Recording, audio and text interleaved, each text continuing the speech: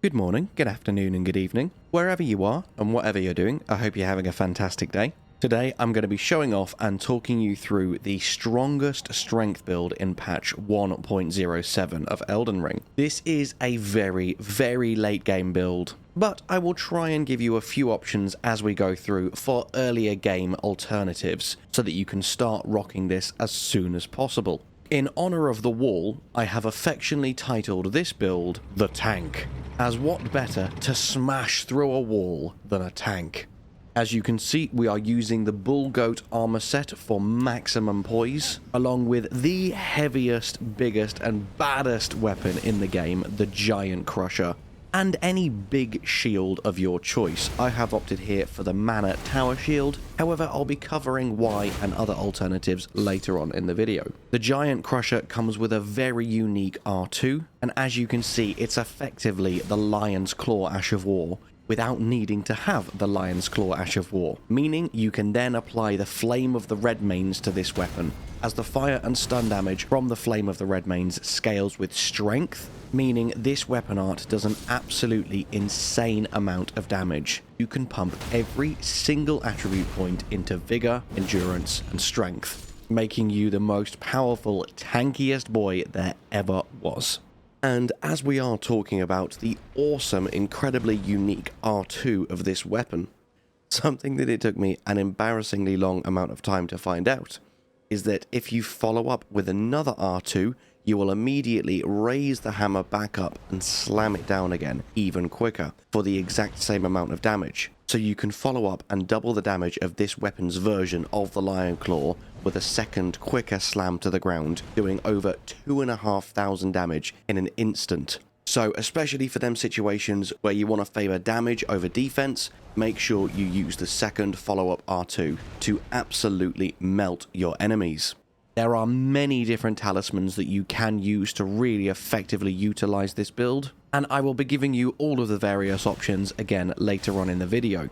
For now, let's just admire the brutality of this build for just a little bit longer, because you have so many devastating ways to deal damage, including, of course, guard counters. With the amount of poise and damage resist you have, you can power through pretty much any attack in the game. You will stagger with almost every single one of your actions in one hit. And with your guard counters as well, you are practically indestructible. If you just want a really solid, really tanky, big boy build that doesn't rely on ranged or magic, this is the build for you. And talking of ranged capabilities, again, we will touch on this in depth further on in the video, but this weapon can be buffed with anything, meaning you can really lean into the item crafting of the game and be very adventurous and go wild with the different buffs and pots that you use both on your weapon and on your enemies. Enough waffling, showing off the finished product. Let me talk you through how to get here, what you want, and how to use this, and how to get the absolute most out of the tank. As I mentioned at the start, we are using the Bull Goat set for this build, as it provides the highest poise in the game, and also is obtainable fairly early on once you defeat the Great Horned Tragoth as part of the Volcano Manor Assassinations questline. However, any big, strong armor set with high poise is going to serve you well for this build. A fantastic alternative is Lionel's set, which you can potentially get earlier on in the game depending on the progression route that you're using, as this is found on the bed in the building with the Lower Capital Church Grace site in the Royal Capital. A few other honourable mentions are the Omen set, Radahn's set, and the Fire Prelate set. All are fantastic options, though all are quite late game, to be completely honest. Next up, of course, we will talk about the weapon itself, the Giant Crusher. Of course, we have gone with the heavy infusion when applying the Flame of the Redmanes, because it gives it an S scaling in strength and makes it one of the highest base damage weapons in the game, with an attack rating of nearly 900. And of course, as I mentioned, we've applied the Flame of the Redmanes because that scales with strength, meaning that the damage and the stagger of that ability is absolutely insane. Then we'll move over to our left-hand weapon, which is where I've equipped the Mana Tower Shield. And before someone points it out and says, "Why have you put heavy on it? Heavy only increases the attack power." There is a reason. It's so that I could remove the shield bash from it and give it no skill. I didn't specifically need to put heavy on it, but I just wanted to stay consistent. And by removing the skill from the shield, as you can see here, it means I am then able to use the Flame of the Redmane's skill without having to two-hand my weapon or unequip the shield. My ideal shield for this build would be the Fingerprint Stone shield, because you basically just want any shield that has crazy good percentages for the guarded damage negation, and this is the best one in the game. However, it's also ridiculously fucking heavy, and even with the talismans that I'm running would still put me at a heavy load. So the Mana Tower shield is a close second and has nearly half the weight requirements of the Fingerprint shield.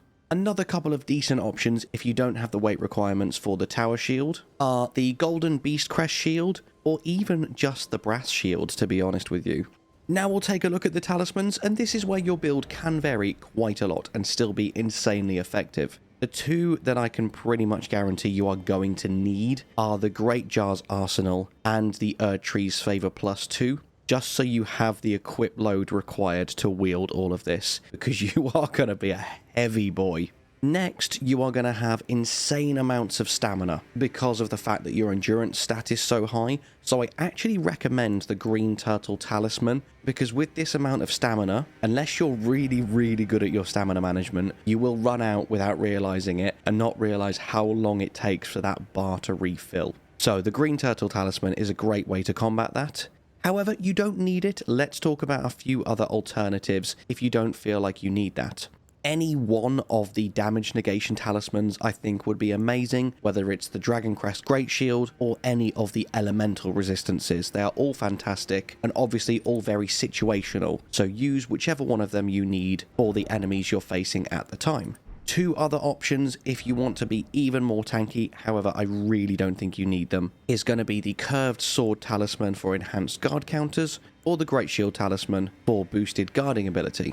Another one, and probably my personal favourite in most situations, is going to be the Shard of Alexander, because that will make the Flame of the Redmanes even more powerful. And now, again, as I touched on before, consumables can become your best friend with this build, because you can mix and match so many buffs. So as you can see, I have a couple of pretty much every single grease, and I've also just crafted a few Exalted Flesh, just to make us do even more damage. There are also 3 pots that all scale with strength, so using the Volcano pot, the Redmane Fire pot, or the Standard Fire pot will all do tremendous amounts of damage with this build. Have your fun with the consumables, because they can make this even more deadly than it already is. And now, as I'm showing off the build and killing a few Kaled dogs, I just want to steal a couple of seconds of your time and remind you to like the video and subscribe to the channel if you're enjoying this video and you haven't done so already. And for anyone that has, thank you so much. Also, finally, after so many people have been asking for it, we do now have merch. And if you would like to pick some of that up and support the channel, it would be greatly appreciated. And the link to that is in the description. Thank you for listening to that little plug. Now let's get back to the video. Now join me in the Lanedale outskirts at the Outer Wall Phantom Tree and start heading south. It is at this small campsite that you will find the Giant Crusher. The first time you come here, a tree spirit will burst out of the ground and obliterate the camp, so be very careful as you're taking him out. Alternatively, you can just run past him to the caravan, open the chest, grab the Giant Crusher and run away. Also, weird little bug here. It let me open the chest again, so I was like, oh my god, I'm going to be able to dual wield them. Nope.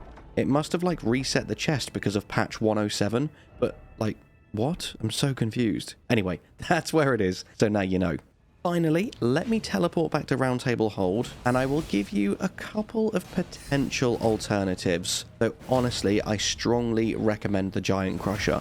All of these pale in comparison, but are a decent alternative, at least until you have the stats to be able to wield it. And don't forget, you only need 40 strength to be able to two-hand it, if you want to be able to start using it earlier on in your playthrough. The only other viable options are ones that you can apply Ash of War to, so that you can give them that heavy affinity and boost up the strength scaling. Therefore, the Rotten Great Axe or the Golem's Halberd would both be pretty decent. The Golem's Halberd is going to have way higher strength scaling when maxed out, but the Rotten Great Axe does also have that Scarlet Rot build-up, so they're both not bad options.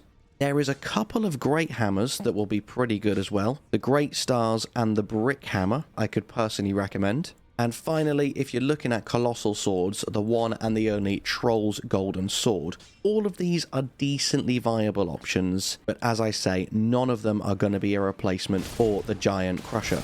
You now have all of the tools you need to go and make the tank and show the world that you are not to be trifled with. It has been a pleasure making this for you, my friends. As always, I hope you have an amazing day. Thank you so much for watching the video, and I'll see you in the next one. Bye-bye.